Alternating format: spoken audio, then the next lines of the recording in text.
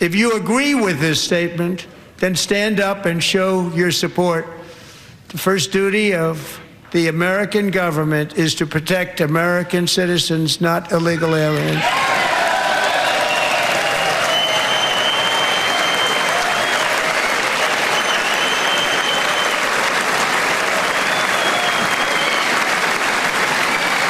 This, I think, is so important to note. After all the events in Los Angeles, after all the events in Minneapolis, after all the events of the last year on immigration, can Democrats actually take advantage on this issue?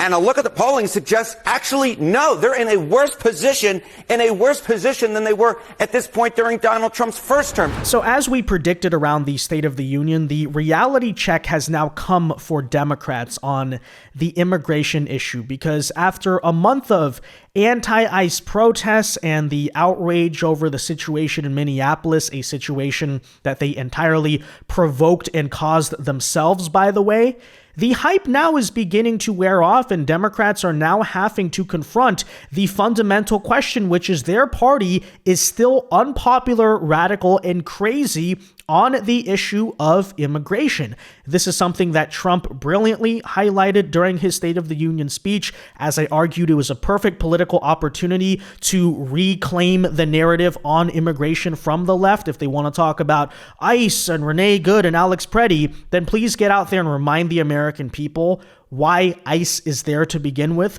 why deportations are happening to begin with, why he was even elected to begin with. And that is, of course, because the radical Looney Tunes opposition party is genuinely an insane open borders, third world death cult, and that message was communicated quite effectively, which is now why we stand here today, about 2 months or so removed from the whole Minneapolis crisis or whatever you want to call it, and Republicans once again stand more popular than the Democrats on this immigration issue, which is to say what? Democrats still losing with the American populace due to their crazy open borders agenda. Look, nobody stands up. These people are crazy. I'm telling you, they're crazy. And by the way, I don't exactly think the radical, crazy Democrats did themselves any favors on Tuesday night. They did not help themselves by sitting on their hands for angel moms, sitting on their hands when Trump asked whether the American government should prioritize U.S. citizens over illegal aliens, basically admitting that illegal aliens and foreigners are that party's constituency. So that said, let's get into all of this here today, guys. We'll tell you kind of about where things are beginning to stand with the American population on illegal immigration. First, though, do us a favor. If you enjoy our content, make sure hit that like button down below. Subscribe to the channel if you are new. We greatly appreciate the support, but it also ensures that you can stay up to date with all of the latest news and coverage. And that said, I just want to begin by pointing out that, you can weaponize maybe a month of some outrage over the whole Minnesota situation, but you can't do it forever. And yet Democrats thus far don't seem to really understand that. As a matter of fact, they're just doubling down on how much they love, cherish, and value illegal immigration to this very day. Take Sonny Hostin's bright-minded, high IQ self as yet one example of, hey, they're doubling down on something that they're beginning to lose on. That was disgraceful. Language matters. Keep, the saying that people are illegal aliens, that really matters. We haven't used that term for so long. Now it's back in vogue. You are not illegal as a human being just because you're undocumented. And so that for me felt dehumanizing to our immigrant population. And I disagreed with you yesterday, Joy, when you said, the Democrats shouldn't go. They shouldn't dignify this type of performance. And I disagreed with you. And now I agree with you, because like you said, someone like Ilhan Omar, who fiercely is protective of Minnesotans and Somalians, in particular, she gave him that moment that he wanted. Yeah. When the Democrats wouldn't stand because he was calling people illegal aliens, they didn't stand, and he's called them crazy. They gave him all these moments. Well, first of all, thank you for admitting that Democrats simply proved Trump's point and made themselves look crazy. But seriously, that's your takeaway from the State of the Union, right? We're going to get into this woke language police battle of, oh, it's not illegal alien, it's undocumented immigrant, despite the fact that it actually is illegal alien. That is the legal classification of those people from the U.S. State Department. It's not to deny that they're human beings. It's to give them a category and a categorization of their current immigration status in the United States. They are not legal, nor are they even legally classified as immigrants, because guess what? You have to fill out a green card application to even be considered an immigrant, legally speaking. And I don't mean legally in terms of like legal immigration. I mean in the court of law, right? To be legally even classified as an immigrant, you have to do that in this country. So they're not legal, nor are they immigrants, which is why we use the term non-resident illegal alien. See what I mean there? But even then, okay, this is of course what you're gonna get in a big fight about.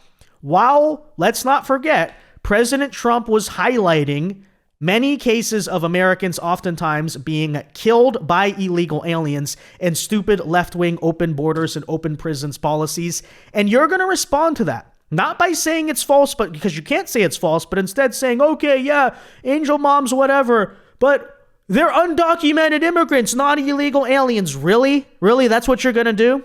Well, that said, let us then take a look at how Democrat strategies are actually going on this immigration issue, right? Getting into woke language police battles is apparently, according to them, more important than Americans being killed by illegals due to their open borders. Well, take a listen as CNN breaks down some of the latest polling on this immigration issue and basically explains why all of the hysteria, all of the outrage over the past couple of months have the American people truly turned against Trump's immigration agenda was a facade. It was a temporary blip in time. In reality, now people, as they so often do, by the way, on these types of issues with Trump, later down the line seem to realize Trump was right.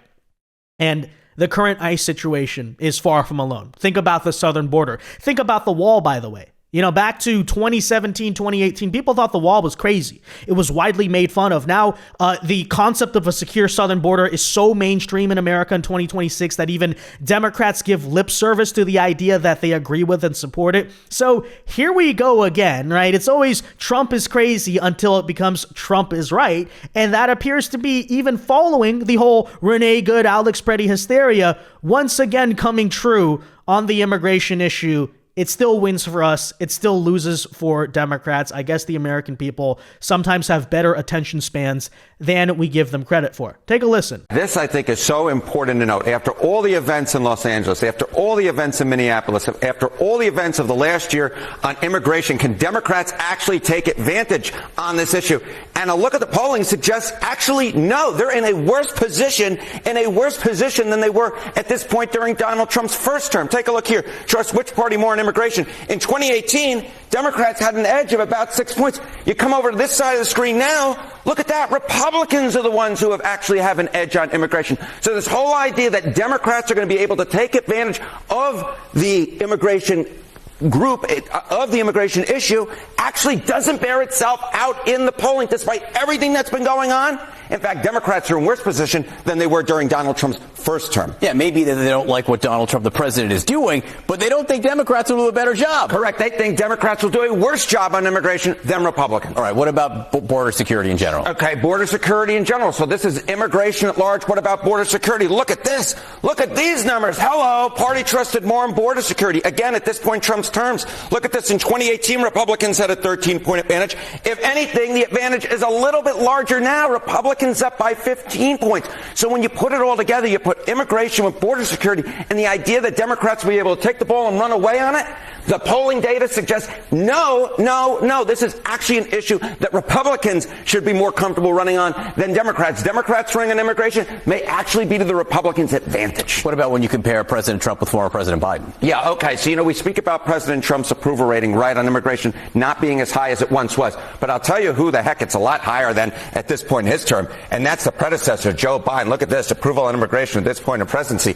Biden was at just 34%. Donald Trump looks a whole heck of a lot lot better when you compare them to the alternative at 45%. And this, I think, is the big takeaway from this segment, which is you can't just look at something in isolation. You have to compare it to the alternative. And in this particular case, when you take a look at immigration and you compare Republicans to the alternative Democrats, this is an issue that Republicans should really like, and President Trump should like the comparison to Joe Biden. Well, well, well. And you mean to tell me that Democrats are running into this election using immigration as one of their top issues? That's very interesting.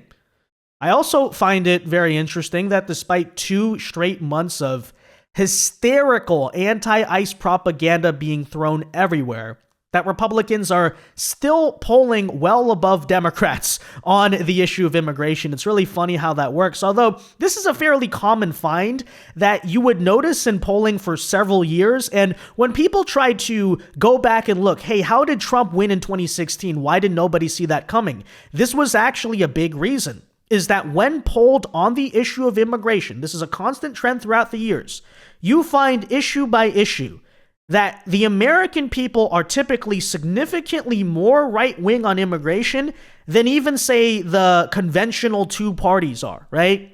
For years, they've asked Americans, hey, should we put a stop on something like all immigration? Should we deport all illegal aliens? These are policies even further than what the current Trump administration is doing. And very often we found significant portions to even majorities of Americans actually support those things, right? The American people, way more quote unquote far right. As a matter of fact, they would be the average American voter in this country, if asked specifically, forget everything else, what are your thoughts on immigration, would be labeled a right-wing extremist on immigration by your average Democrat politician. In fact, even many more center-left Democrat voters, I know it's a shocker to believe, according to polls, would be labeled as, yes, far right by Democrats on the issue of immigration. But that, of course, really makes you have to ask, okay, so if the American people actually, for many years now, right? Forget one blip in time, Alex Preddy, Renee Good, whatever, right?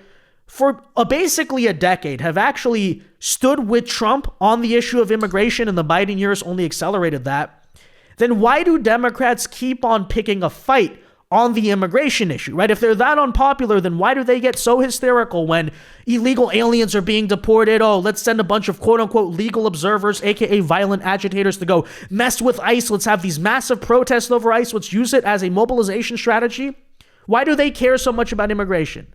Well, the answer to that is actually quite simple. Although Democrats may be heavily unpopular with, say, the current American electorate on immigration, because they're that unpopular, the mass importation of a third world coalition is fundamental for them to even maintain political power in this country to begin with, right? They've completely lost and turned off normal Americans. So, of course, what do they need to do? Import the voter base, not just in terms of, hey, mass amnesty or legal immigration, but also, let's not forget, congressional apportionment, right? You wonder why Tim Walz was so mad? You wonder why Democrats were so mad over Minnesota? It's because of the fact that due to ICE deportations, we actually covered this story previously, Democrats actually lost an entire congressional seat going into 2030 off of deportations alone because illegal aliens, unfortunately, by law, are still counted in the U.S. Census. So this is to say, right, that's what's really being threatened here.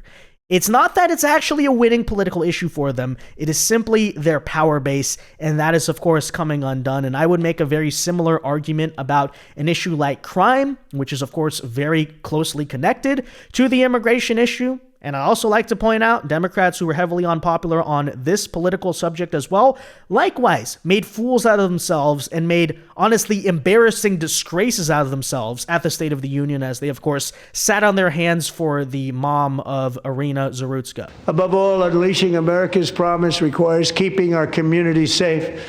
We have made incredible strides, yet dangerous repeat offenders continue to be released by pro-crime Democrat politicians again and again.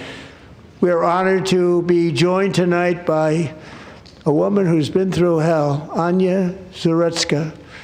In 2022, she and her beautiful daughter, so beautiful, what a beautiful young woman, Irina fled war-torn Ukraine to live with relatives near Charlotte, North Carolina. And by the way, what's going on with Charlotte? Last summer, 23-year-old Irina was riding home on the train when a deranged monster who had been arrested over a dozen times and was released through no cash bail stood up and viciously slashed a knife through her neck and body. No one will ever forget. There were people on that train. No one will ever forget the expression of terror on Irina's face as she looked up at her attacker in the last seconds of her life. She died instantly. She had escaped a brutal war only to be slain by a hardened criminal, set free to kill in America, came in through open borders. Mrs. Zaretsky, tonight I promise you we will ensure justice for your magnificent daughter, Irina.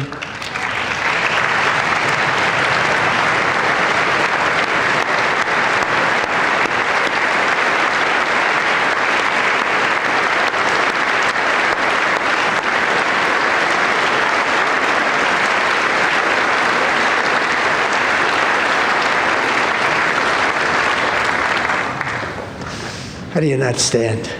How do you not stand? I'm asking this Congress to pass tough legislation to ensure that violent and dangerous repeat offenders are put behind bars, and importantly, that they stay there.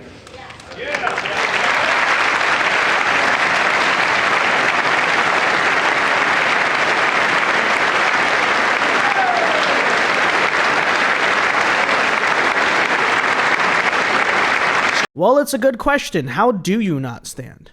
Is it simply Trump derangement syndrome? Can we write it off like that?